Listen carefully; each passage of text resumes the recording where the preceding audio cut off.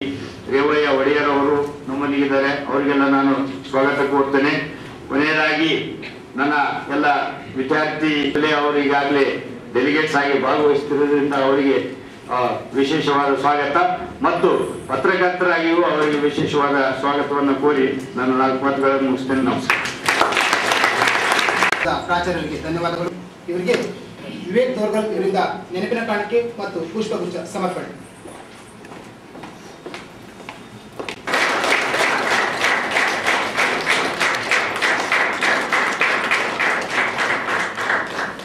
ಕರ್ನಾಟಕ ಕಾನೂನು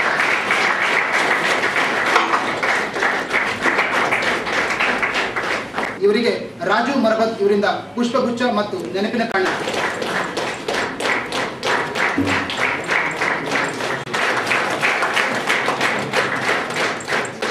doctor CS Patil ಇವರಿಗೆ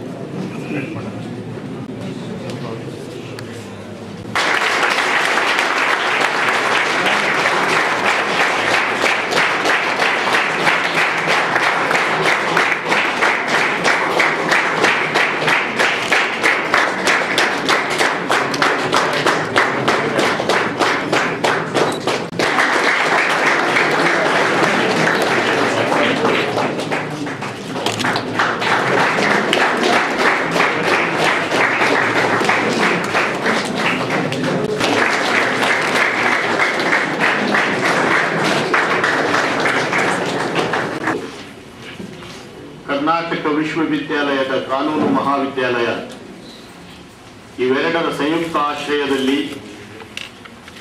ಆಯೋಜಿಸಲಾಗಿರುವ ಪತ್ರಿಕಾ ಸ್ವಾತಂತ್ರ್ಯ ಮತ್ತು ಸಾಮಾಜಿಕ ಜವಾಬ್ದಾರಿ ಎಂಬ ಒಂದು ದಿನದ ವಿಚಾರ ಸಂಕಿರಣದ ಅಧ್ಯಕ್ಷತೆಯನ್ನು ವಹಿಸಿರುವ ಹೆಸರಾಗಿರುವ ಕನ್ನಡ ಮಾಧ್ಯಮ ಅಕಾಡೆಮಿಯ ಅಧ್ಯಕ್ಷರಾಗಿರುವ ಶ್ರೀ DP ಪರಮೇಶ್ವರ್ ಅವರೇ, ಯಾವತ್ತು ನಮ್ಮ ಹಿರಿಯರು ಕರ್ನಾಟಕ ರಾಜ್ಯದ ಶಾಸನ ರಚನೆಯ ಪ್ರಕ್ರಿಯೆಯಲ್ಲಿ ತಮ್ಮದೇ ಆದ ವೈಶಿಷ್ಟ್ಯಪೂರ್ಣವಾದ ಛಾಪನ್ನು ಮೂಡಿಸಿರುವ ಕಾಸಂಸುವಿನ ಪ್ರಥಮ ನಿರ್ದೇಶಕರು ಆಗಿರುವ ಸನ್ಮಾನ್ಯ ಶ್ರೀ G ದಕ್ಷಿಣಮೂರ್ತಿಯವರೇ, ಕರ್ನಾಟಕ ವಿಶ್ವವಿದ್ಯಾಲಯದ ಕಾನೂನು ನಿಕಾಯದ ಡೀನರಾದ ಆತ್ಮೀಯರಾದ ಡಾಕ್ಟರ್ C ರಾಜಶೇಖರ್ ಅವರೇ, ಹಿರಿಯ ಪ್ರಾಧ್ಯಾಪಕರಾದ ಪ್ರೊಫೆಸರ್ KR ಐತಾಳ್ ಅವರೇ, ಕಾಸಂಸುವಿನ ಕುಲಸಚಿವರಾದ ರೇವಯ್ಯ ಒಡೆಯರ್ ಅವರೇ, ನನ್ನ ಪ್ರೀತಿಯ ಸಹೋದರ ಹಾಗೂ ವಿಶ್ವವಿದ್ಯಾಲಯ ಕಾನೂನು ಮಹಾವಿದ್ಯಾಲಯದ ಪ್ರಾಚಾರ್ಯರಾದ ಡಾಕ್ಟರ್ CS ಪಾಟೀಲ್ ರವರೇ, ಹಿರಿಯ ಪತ್ರಿಕೋದ್ಯಮಿ ಬಂಧುಗಳೇ, ನನ್ನ ಗುರುಗಳಾದ ಮೇಡಮ್ ಉಷಾಮೂರ್ತಿಯವರೇ, ಹಿರಿಯ ಪ್ರಾಧ್ಯಾಪಕ ವೃಂದದವರೇ, ಎಲ್ಲ ಪ್ರಾಧ್ಯಾಪಕ ಬಂಧುಗಳೇ, ಈ ವಿಚಾರ ಸಂಕಿರಣದಲ್ಲಿ ಭಾಗವಹಿಸುತ್ತಿರುವ ಎಲ್ಲ ಆತ್ಮೀಯ ಬಂಧುಗಳೇ, ನೆಚ್ಚಿನ ವಿದ್ಯಾರ್ಥಿನಿಯರೇ, ನನಗೆ ಈ ಕಾಲೇಜಿಗೆ ಬರೋದು ಅಂದ್ರೆ ಒಂದು ರೀತಿ ತವರು ಮನೆಗೆ ಬಂದ ಹಾಗೆ. ನನಗೆ ಮರೆಯೋದಕ್ಕೆ ಸಾಧ್ಯವೇ ಆಗದೆ ಇರ್ತಕ್ಕಂಥದ್ದು. ಯಾಕಂದ್ರೆ ಈ ಕಾಲೇಜು ಕರ್ನಾಟಕ ಕಾಲೇಜು, ಇವೆರಡು ಕಾಲೇಜುಗಳಲ್ಲಿ ನಾನು ನನ್ನ ಆ 7 ವರ್ಷಗಳ ವಿದ್ಯಾರ್ಥಿ ಜೀವನದ ಸುವರ್ಣ ಯುಗವನ್ನ ಕಳೆದಿರ್ತಕ್ಕಂತಹ ವ್ಯಕ್ತಿ. ಅಂದ್ರೆ 7 ವರ್ಷದಲ್ಲಿ ಸುಮಾರು 6 ವರ್ಷ ಒಂದೇ ಕ್ಯಾಂಪಸ್ ನಲ್ಲಿ ಕರ್ನಾಟಕ ಕಾಲೇಜಿನ ಆವರಣದಲ್ಲೇನೆ ನಾವು ಕಳೆದಿದ್ದು. ನಾನು 1970ನೇ ಇಸವಿಗೆ ಧಾರವಾಡಕ್ಕೆ PUCಗೆ ಬಂದೆ. ಮಾನ್ವಿ ಅಂತ ಒಂದು ಚಿಕ್ಕ ಪಟ್ಟಣದಿಂದ ಬಹಳ ಹಿಂದುಳಿದಿರ್ತಕ್ಕಂಥ ಪ್ರದೇಶ. ಅಲ್ಲಿಂದ ಬಂದ್ಬಿಟ್ಟು ಕರ್ನಾಟಕ ಕಾಲೇಜಿನಲ್ಲಿ ಪ್ರವೇಶಾತಿಯನ್ನು ಪಡೆದುಕೊಂಡು ನನ್ನ ಕಾಲೇಜು ಶಿಕ್ಷಣದ ಹೊಸ ಅಧ್ಯಾಯವನ್ನು ಪ್ರಾರಂಭ ಮಾಡಿರ್ತಕ್ಕಂಥ ಸಂದರ್ಭದಲ್ಲಿ ಬಹಳಷ್ಟು ಎದೆಗುದಿ, ಭಯ.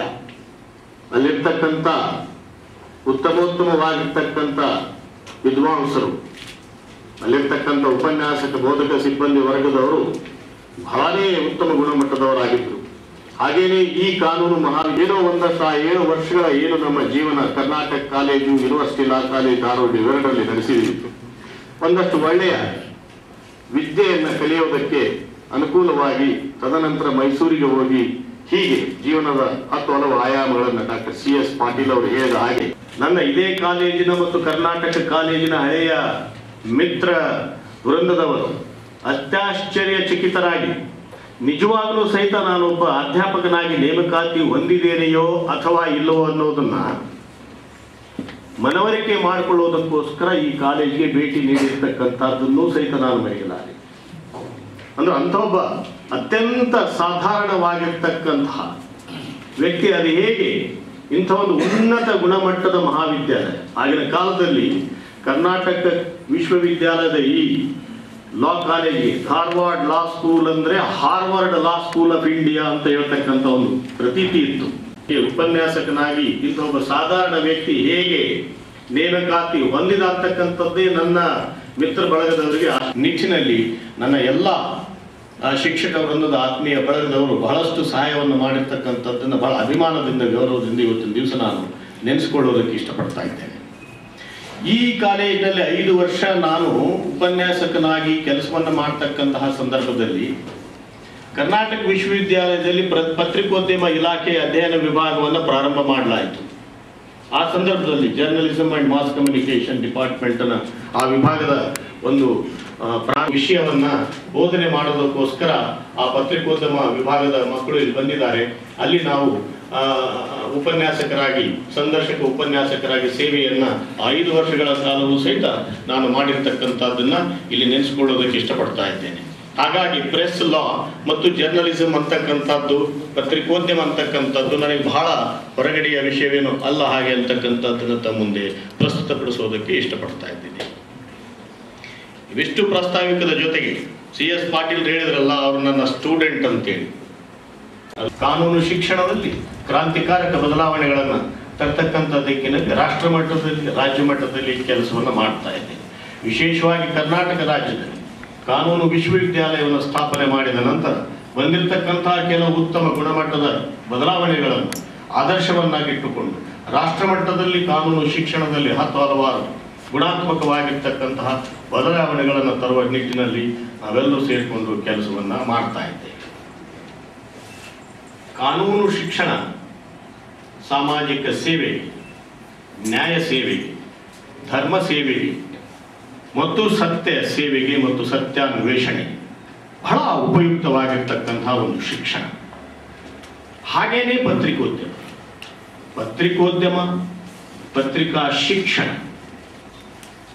ಜರ್ನಲಿಸಮ್ ಅಂಡ್ ಮಾಸ್ ಕಮ್ಯುನಿಕೇಶನ್, ಪತ್ರಿಕೋದ್ಯಮ ಶಿಕ್ಷಣ ಮತ್ತು ಪತ್ರಿಕಾ ರಂಗ, ಯಾವ ರೀತಿ ಕಾನೂನು ಶಿಕ್ಷಣ ಮತ್ತು ಕಾನೂನು ವೃತ್ತಿ, ಸತ್ಯಾನ್ವೇಷಣೆ, ನ್ಯಾಯಾನ್ವೇಷಣೆ, ನ್ಯಾಯ ಸ್ಥಾಪನೆ, ಸತ್ಯಾನುಷ್ಠಾನಗಳಿಗೆ ಕೆಲಸವನ್ನು ಮಾಡ್ತಾವೆಯೋ ಅದೇ ರೀತಿ ಪತ್ರಿಕಾನಕ್ಕೆ ಕೆಲಸವನ್ನು ಮಾಡುತ್ತವೆ ಅಂತಕ್ಕಂಥದ್ದು ನಮ್ಮ ಅನಿಸಿಕೆ.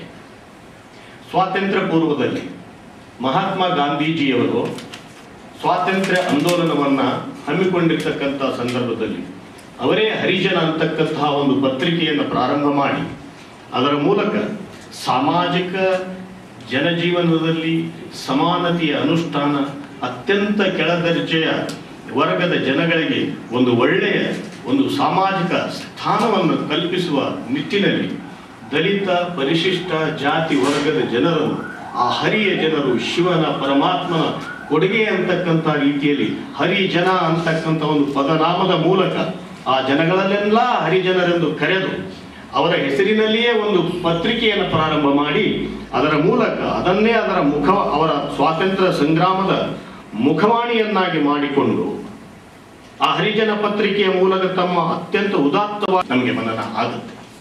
ಅದೇ ರೀತಿ ಲೋಕಮಾನ್ಯ ಬಾಲಗಂಗಾಧರ ತಿಲಕ್ ಕೇಸರಿ ಅಂತಕ್ಕಂತಹ ಒಂದೇ ಒಂದು ಅತ್ಯಂತ ಅಭಿಮಾನದ ಸಂಗತಿ ಹಾಗೆ ಅಂತಕ್ಕಂಥ ರೀತಿಯಲ್ಲಿ ಆ ಪತ್ರಿಕೆಯ ಒಂದು ಗೌರವವನ್ನು, ಪತ್ರಿಕಾ ಕ್ಷೇತ್ರವನ್ನೇ ಒಂದು ಅತ್ಯಂತ ಉತ್ತುಂಗದ ಶಿಖರಕ್ಕೆ ಏರಿಸ್ತಕ್ಕಂಥ ಕೆಲಸವನ್ನ ತಿಲಕ್ ಅವರು ಮಾಡಿದರು. ಹೀಗೆ ನಮ್ಮ ದೇಶದಲ್ಲಿ ಪತ್ರಿಕೆಯ ಪರಂಪರೆ, ಪತ್ರಿಕೋದ್ಯಮದ ಪರಂಪರೆಗೆ ಮಾಡಿಕೊಂಡಿದ್ದನ್ನು ನಾವು ಕಾಣ್ತೇವೆ. ಅದರಲ್ಲೂ ವಿಶೇಷವಾಗಿ 19ನೇ ವಿಧಿಯಲ್ಲಿ ಹಲವು ಮೂಲಭೂತ ಸ್ವಾತಂತ್ರ್ಯಗಳನ್ನು ಜನಸಾಮಾನ್ಯರಿಗೆ ಕೊಡಮಾಡುವುದರ ಮೂಲಕ ಪ್ರಜಾಸತ್ತೆಗೆ ಒಂದು ಹೊಸ ಹೊಳಪನ್ನ ಕೊಡತಕ್ಕಂತಹ ಕಾರ್ಯವನ್ನ ನಮ್ಮ ಸಂವಿಧಾನದ ರಚನಾಕಾರರು ಮಾಡಿದ್ದನ್ನು ನಾವಿಲ್ಲಿ ಗಮನಿಸಬೇಕಾಗುತ್ತೆ. ಅಂದ್ರೆ ಈ ಮೂಲಭೂತ ಸ್ವಾತಂತ್ರ್ಯಗಳ ಮೂಲಕವೇ ಪ್ರಜಾಸತ್ತೆಯ ನಿಜವಾದ ಅನುಷ್ಠಾನವಾಗುತ್ತೆ ಅಂತಕ್ಕಂಥದ್ದು. ಹಾಗಾಗಿ ಆ ಒಂದು ಮೂಲಭೂತ ಅದು ನಿಜವಾಗಲೂ ಸಹಿತ ಪ್ರತಿಯೊಬ್ಬ ವ್ಯಕ್ತಿಗೆ ಒಂದು ಅವನ ಹುಟ್ಟಿನಿಂದಲೇ ಪಡೆದುಕೊಂಡು ಬಂದಿರತಕ್ಕಂಥ ಒಂದು ವೈಶಿಷ್ಟ್ಯತೆ, ಮಾತನಾಡ್ತಕ್ಕಂಥದ್ದು, ಚಿಂತನೆಯನ್ನು ಮಾಡ್ತಕ್ಕಂಥದ್ದು, ಆಲೋಚನೆಯನ್ನು ಮಾಡ್ತಕ್ಕಂಥದ್ದು.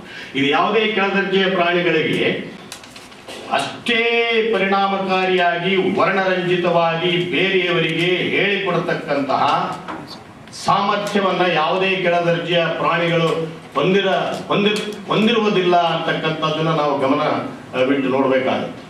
ಅದು ಕೇವಲ ಮನುಷ್ಯನಿಗೆ ಮಾತ್ರ ತನ್ನ ಮನದಾಳದಲ್ಲಿ ಬರ್ತಕ್ಕಂತಹ ಎಲ್ಲ ವಿಚಾರಗಳನ್ನ ಬಹಳ ಪರಿಣಾಮಕಾರಿಯಾಗಿ, ಬಹಳ ಅರ್ಥಪೂರ್ಣವಾಗಿ ಬೇರೆಯವರಿಗೆ ತಿಳಿಸಿ ಹೇಳ್ತಕ್ಕಂಥ ಸಾಧ್ಯತೆ ಇರುವುದು ಈ ಒಂದು ಮಾತುಗಾರಿಕೆಯಿಂದ.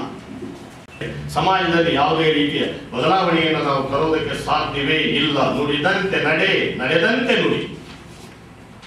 Your deed and your speech, there should be a synchronization between the two. ನೀವು ಏನೇ ಮಾತನಾಡ್ತಕ್ಕಂಥದ್ದು ಬಹಳ ಜಾಗರೂಕತೆಯಿಂದ ಮಾತನಾಡೋದನ್ನು ಕಲಿಬೇಕಾಗುತ್ತೆ. ಮಾನವನೇ ಅಲ್ಲ, ಅವನು ದೇವರ ಮೆಚ್ಚುಗೆಗೆ ಪಾತ್ರನಾಗುವುದಕ್ಕೆ ಸಾಧ್ಯವೇ ಇಲ್ಲ. ಹಾಗೆ ಅಂತಕ್ಕಂಥದ್ದು ಬರೀ ವರದಿ ಮಾಡುವುದಷ್ಟೇ ನನ್ನ ಕೆಲಸವಲ್ಲ, ಮಾಡಿದ ವರದಿಯನ್ನು ದಕ್ಕಿಸಿಕೊಳ್ತಕ್ಕಂಥದ್ದು, ಅದಕ್ಕೆ ಪೂರಕವಾಗಿ ನನ್ನ ನಡತೆಯ ನಾನು ಇಟ್ಟುಕೊಂಡು ಬದುಕ್ತಕ್ಕಂಥದ್ದು ಬಹಳ ಪ್ರಮುಖವಾಗಿರ್ತಕ್ಕಂತಹ ವಿಷಯ. ಹೀಗೆ ಒಂದು ಪತ್ರಿಕೆಯ ಮತ್ತು ಮಾನವನ ಸ್ವಾತಂತ್ರ್ಯದ ಪರಂಪರೆ ನಮ್ಮ ದೇಶದಲ್ಲಿ ನಾವು ಹುಟ್ಟು ಹಾಕ್ತೇವೆ. ಅದನ್ನೇ ಈ ಎಲ್ಲ ಐತಿಹಾಸಿಕ ಅನುಭವಗಳ ಆಂದೋಲನದಲ್ಲಿ, ಆ ಆಂದೋಲನಕ್ಕೆ ಒಂದು ಹೊಸ ಶಕ್ತಿಯನ್ನ ಈ ಪತ್ರಿಕಾ ರಂಗ ಆಗಿನ ಕಾಲದಲ್ಲಿ ತುಂಬಿತು. ಹಾಗೆ ಅಂತಕ್ಕಂಥದ್ದು ಯಾವ ರೀತಿ ಸ್ವಾತಂತ್ರ್ಯ ಸಂಗ್ರಾಮದಲ್ಲಿ ಹಲವಾರು ಪತ್ರಿಕೆಗಳು ಸ್ವಾತಂತ್ರ್ಯ ಸಂಗ್ರಾಮಕ್ಕೆ, ಆ ಹೋರಾಟಕ್ಕೆ ಬೆನ್ನೆಲುಬಾಗಿ ನಿಂತ್ಕೊಂಡಿದ್ವು, ಅದೇ ರೀತಿ ಆ ಒಂದು 75ರಿಂದ 77ರವರೆಗೆ ಆಗಿರ್ತಕ್ಕಂಥ 2 ವರ್ಷಗಳ ಕಾರ್ಗತ್ತಲಿನ ಪರಿಸ್ಥಿತಿಯಲ್ಲಿ ಆ ಒಂದು ಪ್ರಜಾಪ್ರಭುತ್ವವನ್ನ, ಪ್ರಜಾಸತ್ತೆಯನ್ನ ಮತ್ತೆ ನಮ್ಮ ದೇಶದಲ್ಲಿ ಎಬ್ಬಿಸಿ ನಿಲ್ಲಿಸುವ ಕಾರ್ಯವನ್ನ ಪತ್ರಿಕಾ ರಂಗ ಬಹಳ ಉತ್ತಮವಾದ ರೀತಿಯಲ್ಲಿ ತನ್ನ ಜವಾಬ್ದಾರಿಯನ್ನ ನಿರ್ವಹಣೆ ಮಾಡಿತು. ಹಾಗೆ ಅಂತಕ್ಕಂಥ ಮಾತನ್ನ ನಾವು ಇವತ್ತಿನ ದಿವಸ ಇಲ್ಲಿ ನೆನಪಿಸಿಕೊಳ್ಬೇಕಾಗುತ್ತೆ. ಸೇರಿಕೊಂಡು ನಾವೇನಾದ್ರೂ ಜವಾಬ್ದಾರಿ ಪಾತ್ರವನ್ನು ಮಾಡದೆ ಹೋದಲ್ಲಿ ಬಹುಶಃ ಮುಂದಿನ ಪೀಳಿಗೆಯ ಜನ ನಮ್ಮನ್ನ ಕ್ಷಮಿಸಲಾರರು, ನಮ್ಮನ್ನ ಹೇಡಿಗಳೆಂದು ಸಮಾಜದಿಂದ ಆಚೆ ಹಾಕಿದರೆ ಅದು ಅತಿಶಯೋಕ್ತಿಯಾಗಲಿಕ್ಕಿಲ್ಲ. ಹಾಗಾಗಿ ನಾವೆಲ್ಲ ಎಚ್ಚೆತ್ತುಕೊಳ್ತಕ್ಕಂತಹ ಒಂದು ಕಾಲ ಪರಿಪಕ್ವವಾಗಿದೆ. ಈ ಸಂದರ್ಭದಲ್ಲಿ ನಾವೆಲ್ಲರೂ ಹೇಳಬೇಕಾಗಿದೆ, ನಮ್ಮ ಆ ಒಂದು ಸೋತ ಆತ್ಮವನ್ನು ಬಡಿದೆಬ್ಬಿಸಿ ಅದಕ್ಕೆ ಬೇಕಾಗಿರ್ತಕ್ಕಂಥ ಸ್ಥೈರ್ಯವನ್ನು ತುಂಬಿಕೊಂಡು ಸತ್ಯವನ್ನು ಕಪಾಳಕ್ಕೆ ಹೊಡೆದ ರೀತಿಯಲ್ಲಿ ನೇರವಾಗಿ ತಾಕುವ ರೀತಿಯಲ್ಲಿ ಅದಕ್ಕೆ ಒಂದು ಸತ್ಯ ದರ್ಶನವನ್ನು ಮಾಡಿಸಿ, ಅನ್ಯಾಯ, ಅಧರ್ಮ, ಭ್ರಷ್ಟಾಚಾರ, ಅನಾಚಾರ, ಅತ್ಯಾಚಾರ ಏನು ತಾಂಡವ ಆಡ್ತಾ ಇದ್ದಾವೆ ನಮ್ಮ ಸಮಾಜದಲ್ಲಿ. ದಕ್ಷಿಣಮೂರ್ತಿ ಪ್ರಥಮ ನಿರ್ದೇಶಕರು, ಕರ್ನಾಟಕ ಕಾನೂನು ಮತ್ತು ಸಂಸದೀಯ ಸುಧಾರಣಾ ಸಂಸ್ಥೆ ಬೆಂಗಳೂರು, ಇವರು ದಿಗ್ದರ್ಶನ ಭಾಷಣವನ್ನು ಮಾಡಬೇಕಂತ ಅವರಲ್ಲಿ ಕೋರಿಕೊಳ್ತೇನೆ.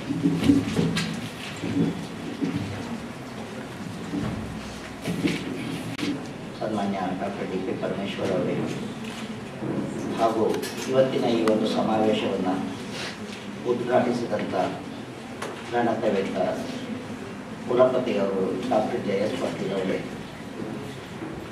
ವಿಶ್ವವಿದ್ಯಾಲಯದ ಕಾನೂನು ಮುಖಾಯದ ಡೀನ್ ಆಗಿರ್ತಕ್ಕಂಥ ಸನ್ಮಾನ್ಯ ಶ್ರೀ ಡಾಕ್ಟರ್ ರಾಜಶೇಖರ್ ಅವರೇ ಹಾಗೂ ಕಾಲೇಜಿನ ಪ್ರಿನ್ಸಿಪಾಲ್ ಡಾಕ್ಟರ್ ಸಿ.ಎಸ್. ಪಾಟೀಲ್ ಅವರೇ, ವಿದ್ಯಾಲಯದ ಎಲ್ಲ ಪ್ರಾಧ್ಯಾಪಕ ಬೋಧಕ ವರ್ಗದವರೇ, ವಿದ್ಯಾರ್ಥಿಗಳೇ ಹಾಗೂ ಈ ಮಾಧ್ಯಮ ಜರ್ನಲಿಸಮ್ ಕಾಲೇಜಿನಿಂದ ಸಹ ತಾವು ಈ ಒಂದು ಸಮಾವೇಶಕ್ಕೆ ಬಂದಿದ್ದೀರಿ. ತಮಗೆಲ್ಲರಿಗೂ ಸಹ ನನ್ನ ಶುಭಕಾಮನೆಗಳನ್ನು ಹೇಳ್ತಾ ನಿಮ್ಮೊಡನೆ ಒಂದೆರಡು ವಿಚಾರಗಳನ್ನು ಹಂಚಿಕೊಳ್ಳಲು ಬಯಸ್ತೀನಿ. ಭಾಷಣ ಅಂದರೆ ಈ ಒಂದು ಕಾರ್ಯಕ್ರಮವನ್ನು ಸಂಘಟಿಸೋದ್ರಲ್ಲಿ ನಮ್ಮ ಒಂದು ಅಭಿಲಾಷೆ ಏನಿದೆ, ನಮ್ಮ ಒಂದು ಉದ್ದೇಶ ಏನಿದೆ ಅಂತಕ್ಕಂಥದ್ದನ್ನು ನಿಮ್ಮಲ್ಲಿ ಹಂಚಿಕೊಂಡಾಗ ಬಹುಶಃ ನಿಮ್ಮಿಂದ ಅದಕ್ಕೆ ತಕ್ಕಂಥ ಒಂದು ಪ್ರತಿಸ್ಪಂದನ ಬರಬಹುದು.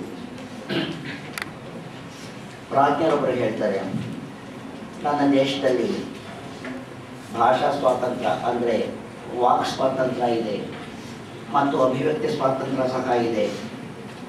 ಇವೆರಡಕ್ಕೂ ಮಿಗಿಲಾಗಿ ಈ ಯಾವುದೇ ಸತ್ಯಂ ಬ್ರೂಯಾತ್ ಪ್ರಿಯಂ ಬ್ರೂಯಾತ್ ನ ಬ್ರೂಯಾತ್ ಸತ್ಯಂ ಅಪ್ರಿಯಂ. ನಾವು ಏನನ್ನು ಹೇಳಬೇಕು, ಸತ್ಯವಾದದ್ದನ್ನು ಹೇಳಬೇಕು, ಪ್ರಿಯವಾದದ್ದನ್ನು ಹೇಳಬೇಕು. ಆದರೆ ಅಪ್ರಿಯವಾದದ್ದು ಸತ್ಯವಾದರೂ ಅದನ್ನು ಹೇಳಬಾರದು. ಬಹುಶಃ ಗುರಿಯಾಗ್ತದೆ. ಆದರೆ ಕಾನೂನಿನ ಬದುಕಿಗೂ ಅಂತರ ತಿಳಿಸಿ ಕೇಳಿದಾಗ ಬಹುಶಃ ಅವರು ಕಾನೂನಿನ ಅನುಷ್ಠಾನದಲ್ಲಿ ಒಂದಾಗಿ ನಮ್ಮ ವ್ಯವಸ್ಥೆಗಳು ಒಂದಾಗಿ ಬೆರೆತು ಒಂದು ಪ್ರಬುದ್ಧವಾದಂಥ ಸಮಾಜವನ್ನು ಸೃಷ್ಟಿ ಮಾಡಲಿಕ್ಕೆ ಸಾಧ್ಯ ಆಗುತ್ತೆ. ಇವೆಲ್ಲ ನಮ್ಮ ಧ್ಯೇಯೋದ್ದೇಶಗಳಲ್ಲಿ ವಿಶ್ವವಿದ್ಯಾಲಯದ್ದು ಅಷ್ಟೇ. ಇದನ್ನು ಮಾಡ್ತಾ ಬಂದಾಗ ನಾವು ಜನಜಾಗೃತಿ ಮೂಡಿಸ್ತಕ್ಕಂಥ ಕೆಲವು ಕಾರ್ಯಕ್ರಮಗಳು ಮತ್ತು ಕಲಿತವರಲ್ಲಿ ಹೆಚ್ಚಿನ ಕಲಿಕೆಯನ್ನು ಪ್ರಚೋದಿಸ್ತಕ್ಕಂಥ ಕೆಲವು ಕಾರ್ಯಕ್ರಮಗಳು ಹಾಗೂ ಹೆಚ್ಚಾಗಿ ಕಲಿತವರಲ್ಲಿ ಸಂಶೋಧನೆಯ ಒಂದು ಪ್ರವೃತ್ತಿಯನ್ನು ರೂಢಿಸ್ತಕ್ಕಂಥ ಕಾರ್ಯಕ್ರಮಗಳು, ಇವುಗಳನ್ನೆಲ್ಲ ನಾವು ಸತತವಾಗಿ ಮಾಡಿಕೊಂಡು ಬರ್ತಾ ಇದ್ದೇವೆ. ಈಗ ಕಾನೂನು ವಿಶ್ವವಿದ್ಯಾಲಯದ ಒಂದು ಇಂಬು ಕೂಡ ನಮಗೆ ಸಿಗ್ತಾ ಇದೆ. ಆದ್ದರಿಂದ ಇನ್ನು ಮುಂದೆ ಇನ್ನೂ ಹೆಚ್ಚಿನ ರೀತಿಯಲ್ಲಿ ನಿಮ್ಮ ಮುಂದೆ ನಾವು ಬರ್ಬೋದು. ಇಂಥ ಒಂದು ಪ್ರಯತ್ನದಲ್ಲಿ ಇವತ್ತಿನ ಈ ಒಂದು ಸಮಾವೇಶ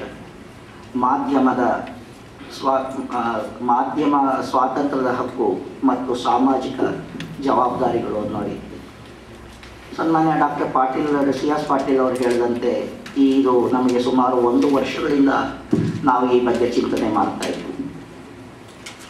ಸ್ವಲ್ಪ ಈ ಶಿಕ್ಷಣದ ವ್ಯವಸ್ಥೆಯಲ್ಲಿ ಏನು ಕೆಲವು ಒಳ್ಳೆಯದಕ್ಕಾಗಿ ಬದಲಾವಣೆಗಳಾಗಿ, ಹಾಗಾಗಿ ನಮ್ಮ ಕಾರ್ಯಕ್ರಮ ಪಟ್ಟಿಗಳೆಲ್ಲ ಸ್ವಲ್ಪ ವ್ಯತ್ಯಾಸ ಆಗಿ ಇವತ್ತಿನ ಈ ಕಾರ್ಯಕ್ರಮ ಸಾಕ್ಷಾತ್ಕಾರವಾಗೋದ್ರಲ್ಲಿ ಸುಮಾರು 1 ವರ್ಷ ವಿಳಂಬ ಆಯಿತು. ಆದರೂ ಇವತ್ತು ಸಾರ್ಥಕವಾಗಿ ಅದು ಏರ್ಪಟ್ಟಿದೆ. ಕಾರಣ ಈ ಒಂದು ಸಮಾರಂಭಕ್ಕೆ ಅಧ್ಯಕ್ಷತೆ ಕರ್ನಾಟಕ ಮಾಧ್ಯಮ ಅಕಾಡೆಮಿಯ ಅಧ್ಯಕ್ಷತೆ ಸಿಕ್ಕಿದೆ ಹಾಗೂ ಕಾನೂನು ವಿಶ್ವವಿದ್ಯಾಲಯದ ಕುಲಪತಿಗಳಾದಂಥ ಡಾಕ್ಟರ್ J.S. ಪಾಟೀಲ್ ಅವರ ಒಂದು ಉಪಸ್ಥಿತಿ ಕೂಡ ನಮಗೆ ಇಲ್ಲಿ ಸಿಕ್ಕಿದೆ.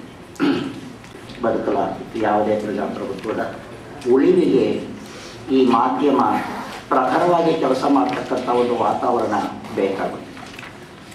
ಸಮಾಜದ ಎಲ್ಲ ರೀತಿಯ ನೀತಿ ನಿಲುವುಗಳನ್ನು, ಅಭಿಪ್ರಾಯಗಳನ್ನು, ಆಯೋಜನೆಗಳನ್ನು ಮತ್ತು ಒಂದು ಕಾರ್ಯಕ್ಷೇತ್ರಗಳಲ್ಲಿ ಆಗಿರತಕ್ಕಂಥ ಸಾಧನೆಗಳನ್ನು, ಒಲವುಗಳನ್ನು ತಿಳಿಸಕ್ಕೆ ಇರತಕ್ಕಂಥ ಸ್ವಾತಂತ್ರ್ಯ ನೀವು ನಾಗರಿಕರಾಗಿ ನಮಗೆ ಏನಿದೆಯೋ ಅಷ್ಟೇ ಸ್ವಾತಂತ್ರ್ಯ.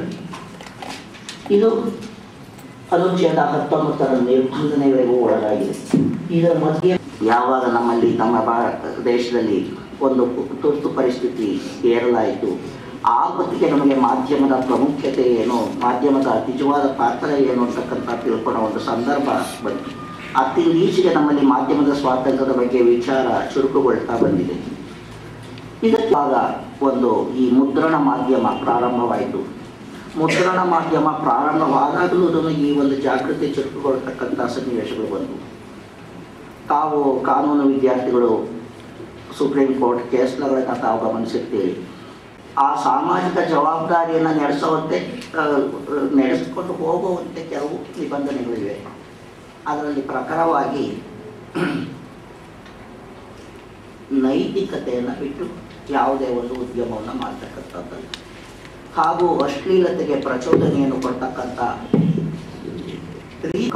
ಮಾಧ್ಯಮದ ಸ್ವಾತಂತ್ರ್ಯವನ್ನು ಸಂಪೂರ್ಣವಾಗಿ ಬಳಸಿಕೊಳ್ಳೋದ್ರಲ್ಲಿ ಯಾವಾಗ ಒಂದು ಅನೈತಿಕವಾದಂಥದ್ದನ್ನು ಮೆರೆಯೋದು, ಅಶ್ಲೀಲವಾದನ್ನು ಮೆರೆಯೋದು ಅಥವಾ ಒಂದು ಅಸಭ್ಯವಾದಂಥ ವಿಚಾರವನ್ನು ಮೆರೆಯೋದು ಬಂದಾಗ ಸಾಮಾಜಿಕವಾಗಿ ಅದಕ್ಕೆ ಪ್ರತಿರೋಧಗಳು ಬರ್ತವೆ.